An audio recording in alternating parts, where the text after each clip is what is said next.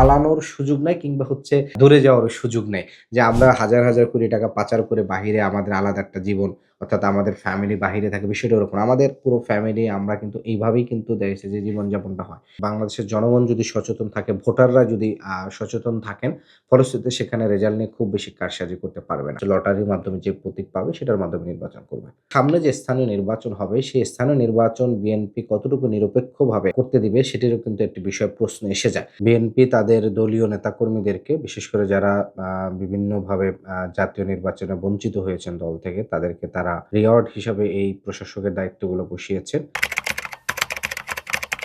বর্তমানে যারা প্রশাসক হিসাবে কাজ করছেন, এরা যেন পরবর্তীতে কোনোভাবেই স্থানীয় নির্বাচনে অংশগ্রহণ করতে না পারেন। বিএনপি তাদের দলীয় নেতাকর্মীদেরকে বিশেষ করে যারা বিভিন্নভাবে জাতীয় নির্বাচনে বঞ্চিত হয়েছেন দল থেকে, তাদেরকে তারা রিওয়ার্ড হিসাবে এই প্রশাসকের দায়িত্বগুলো বসিয়েছেন এবং প্রত্যেকেই খুবই দলীয় পদে আছে। ফলে একই পদে থেকে তিনি যদি আবার পরবর্তীতে স্থানীয় নির্বাচন করেন, ফলে সেটা আসলে কোনোভাবেই আসলে যুক্তিযুক্ত না।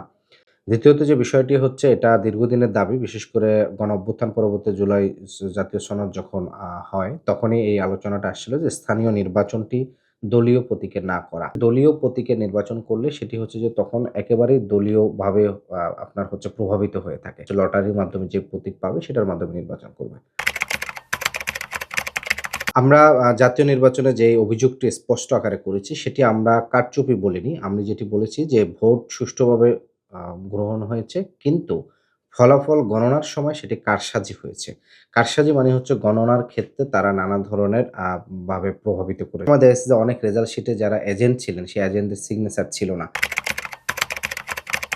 সামনে যে স্থানীয় নির্বাচন হবে, সেই স্থানীয় নির্বাচন বিএনপি কতটুকু নিরপেক্ষভাবে করতে দিবে সেটিরও কিন্তু একটি বিষয় প্রশ্ন এসে যায়। কারণ ইতিমধ্যে প্রত্যেকটি প্রশাসনে আমরা দেখেছি জেলা পরিষদে তাদের দলীয় লোকদেরকে জেলা পরিষদের চেয়ারম্যান হিসেবে আপনার নিয়োগ করেছে। প্রশাসক হিসাবে সিটি কর্পোরেশনগুলাতে তাদের দলীয় লোকদেরকে নিয়োগ করেছেন। ফলে তারা কিন্তু এখন যে সরকারি সেবাগুলো আছে, সেই সেবাগুলো ওয়ার্ড ভিত্তিক কিন্তু একমাত্র বিএনপি নেতাকর্মীদের মাধ্যমে দিয়ে থাকেন। বাংলাদেশের জনগণ যদি সচেতন থাকে, ভোটাররা যদি সচেতন থাকেন, ফলশ্রুতিতে সেখানে রেজাল্ট নিয়ে খুব বেশি কারসাজি করতে পারবে না।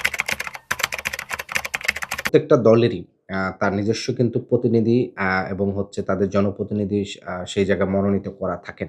আমরা যেহেতু অলরেডি একটি ১১ দলীয় জোটে আছি, সেটি হচ্ছে যে আমরা আ দ দ পরবর্তী ১১ দলীয় জোট যদি নিজেরা আলোচনা করে সমঝোতায় পৌঁছাতে পারেন, তাহলে হয়তো সেটি জোটগত বা নির্বাচন হতে পারে। কিন্তু তার পূর্বে আমাদের দলের একটা সাংগঠনিক প্রস্তুতি, সংগঠনের বিস্তৃতি, আমাদের যারা প্রার্থীরা আছেন তাদের সংগঠনের ভিত্তি মজবুত করার জন্য কিন্তু আমরা ইতিমধ্যে আমাদের ঘোষণা শুরু হয়েছে। ৫ টি সিটি নির্বাচনের হয়েছে, আগামীতে ৭ টি হবে।